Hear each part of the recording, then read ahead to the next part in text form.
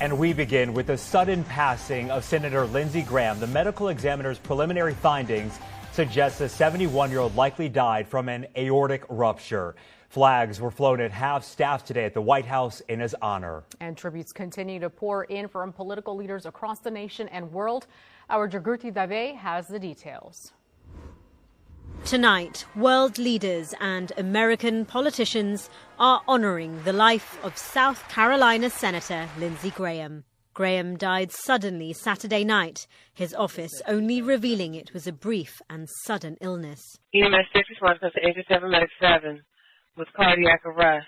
Emergency medical responders worked to stabilize a man at Graham's home Saturday night and transported him to the hospital. A statement from Graham's office said the family appreciated prayers and was asking for privacy at this time. If you want to have more accountability, count me in.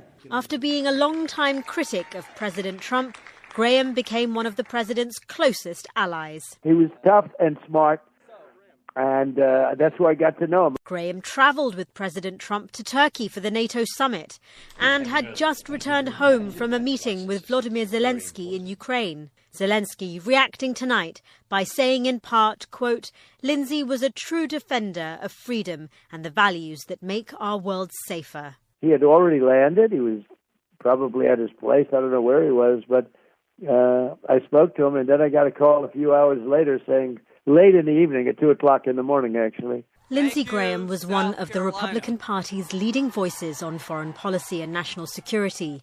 He was also a champion for Israel. He was a wonderful, wonderful friend, a great American patriot, and a great champion of the Israel-American alliance, and I'll miss him personally a lot. Serving more than 3 decades in Congress, Graham was running for re-election. South Carolina's governor will appoint a temporary replacement. His death narrows the Republicans' majority in the Senate, where they had held a 53-47 edge, and leaves an important vacancy at the Senate Budget Committee, where Graham was chairman.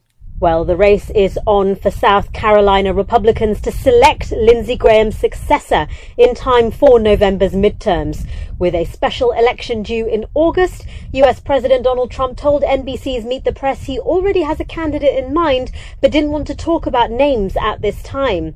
The winner of that race will face the Democratic nominee Annie Andrews for what is widely considered a safe Republican seat.